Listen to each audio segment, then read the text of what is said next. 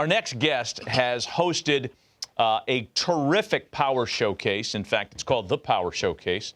Going on, 15? This is year 16. Yeah, of the this Power is an Showcase. annual visit for us. What's this, year 5 for us? At least. We're pleased to have Brian Domenico on with us once again, talking about the Power Showcase. Brian, good morning. Harold, Matt, as always, it's really nice to see you, and I appreciate you having me on. Well, we appreciate you coming on with us to kind of introduce our viewership to some of the kids that you've discovered and showcased in your Power Showcase. I mean, boy, the list is unbelievable. We watch the video of this thing all the time. Among the players that you had, and I guess you could talk on all of them, who's made your eyes pop the most at the Power Showcase?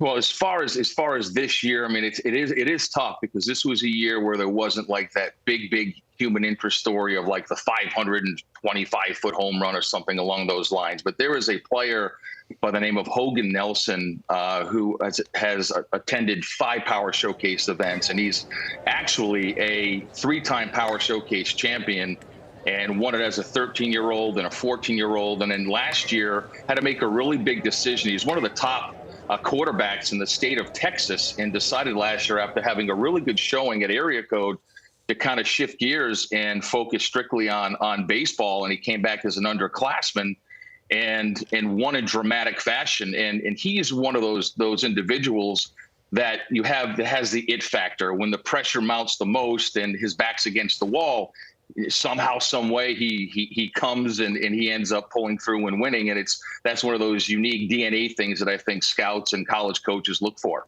Hey, Brian, I think we're in a unique time, too, where guys have perfected the home run. And do you see that early on, the art form of guys really knowing to master their swing for homers at an earlier age than before? Yeah, I mean, I'm glad you brought that up. The old adage back in the day would be that home run derbies would ruin a player's swing. And I'd be like, that's not really true, because there's so many different swings that are applied in an at-bat, whether it's an 0-2 count, or you have to hit and run, or move a guy over, or have to purposely hit a fly ball to the outfield for a guy who got a tag from whatever base. So I think that when you also put in the very beginning, when they're 12 years old and at Cooperstown, Cooperstown has those 200-foot fences, so the kids are enjoying that.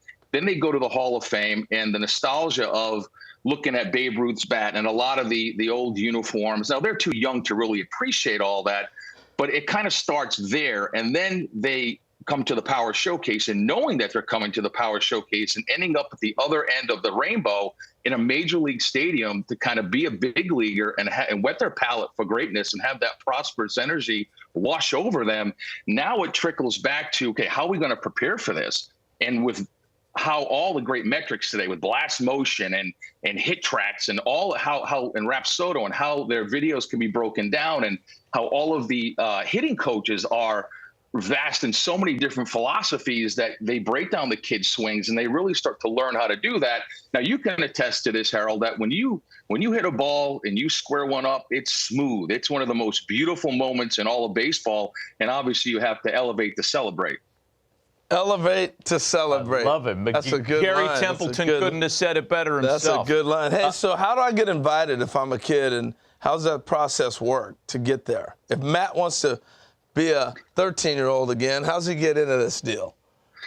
Yeah, and that's a great question. And there's a lot of different ways that you can get in. Some parents will reach out to me. Obviously, I need to take a look at some video. Then I want to take a look and see what travelable organization they play for, the level of competition.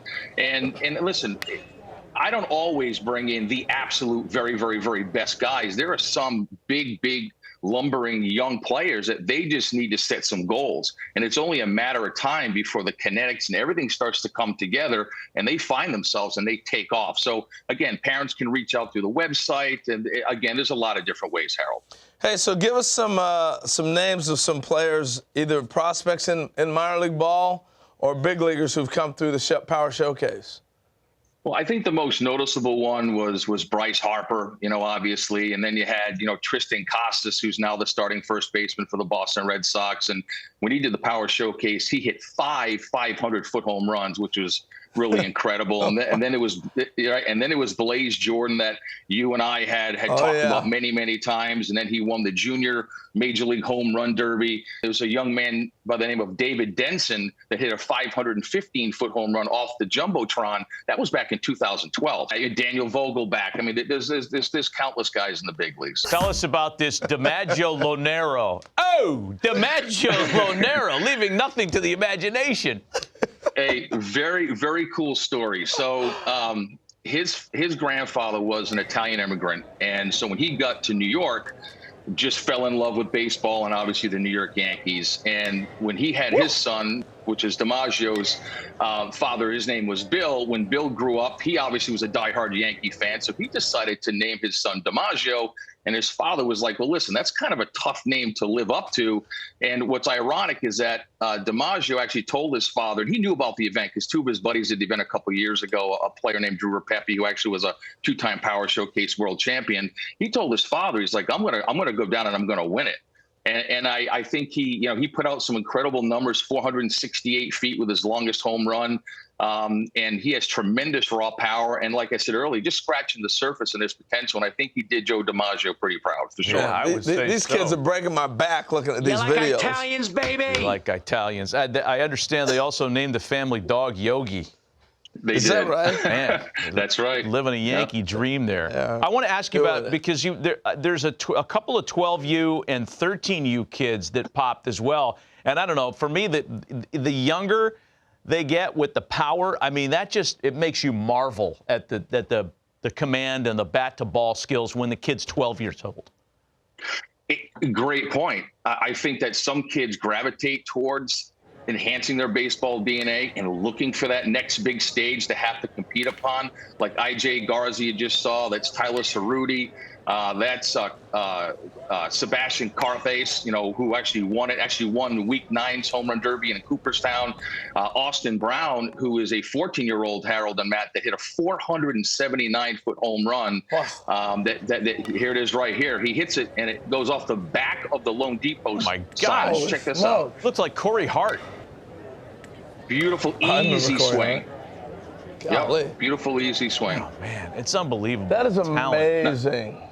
Now, one more guy, if I can here, is a 6'8" power hitter from Tennessee named Braden Turnage, and I did a little research. I think he's 16 or 17 years old. 6'8". And I did a little digging, and I wanted to find out, okay, who in today's game, position player wise, are the top guys as far as height. You had O'Neal Cruz, the shortstop with the Pirates, and then you have Aaron Judge, who plays outfield. But I wanted to dig a little deeper and find out who was the tallest major leaguer to ever play first base. And it was Tony Clark. I guess he's the executive director of the Major League Baseball Players Association, had 251 home runs and a 15-year career. But, 6'8", and he's an incredible basketball player. And he's also an ascending pitcher on the mound. Wow. That's scary. He looked like Richie Sexton. That's a good. I thought he looked like George Mirasan. Yeah, that's good, too. NBA player. Hey, Brian, we appreciate the visit as always. Congrats on another successful run on the Power Showcase. I know that kids love participating in your event. You had it a few weeks ago, and for folks that are interested, it's on the website. We have the information on the screen. Brian, we appreciate the visit. Happy holidays to you and your family. Always. Thanks, guys.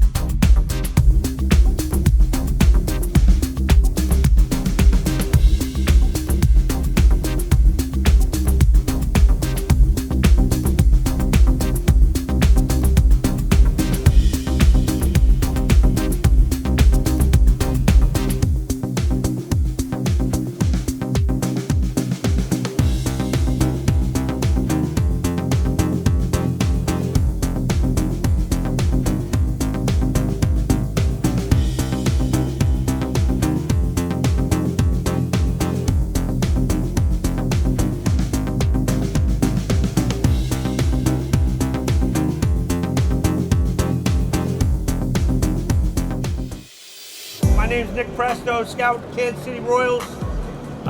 It's a great opportunity. Appreciate you guys being here, hitting on a big league field. We're going to run you through a scout day. You know, as scouts, we're looking for a bunch of things to see if you're going to be a professional player. I mean, obviously, we're looking for hitting. We're looking for power. We're looking for running, arm strength, and fielding. Those are the 5 tools that we're looking for. All this stuff's important if you want to play this game.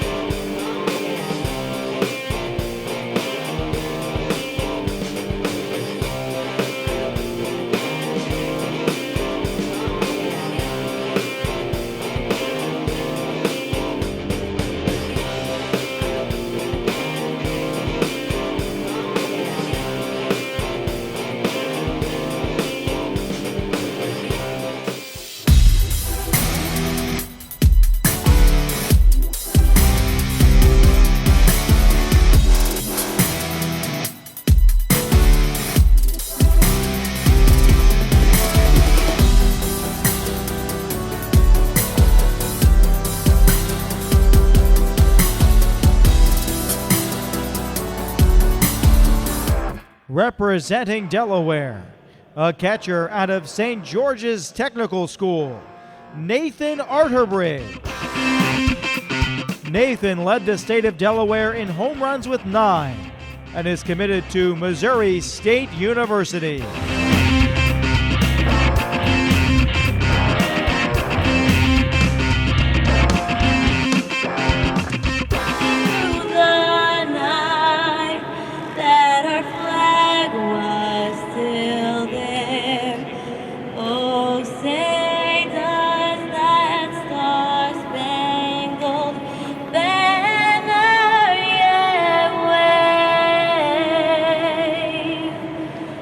The land of the free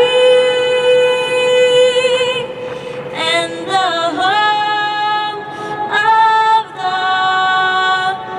brave.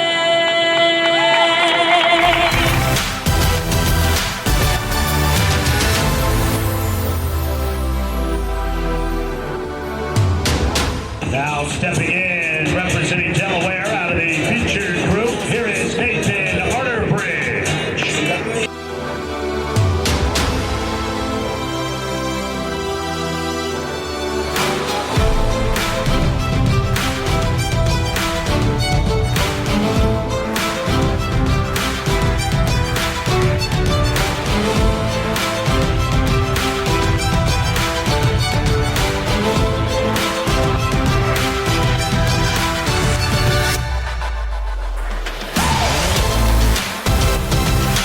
That one gonna carry out of here. Nathan on the board.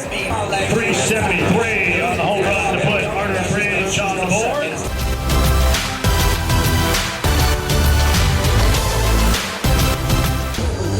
That's gonna do it right there, ladies and gentlemen. Nathan Arterbridge finishing up his 20-out round. 1 home run, traveling 373 feet.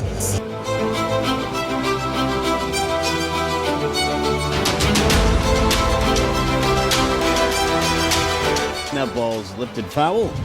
Careful there. Catcher is going to have some room to make the play, and he does. Good catch.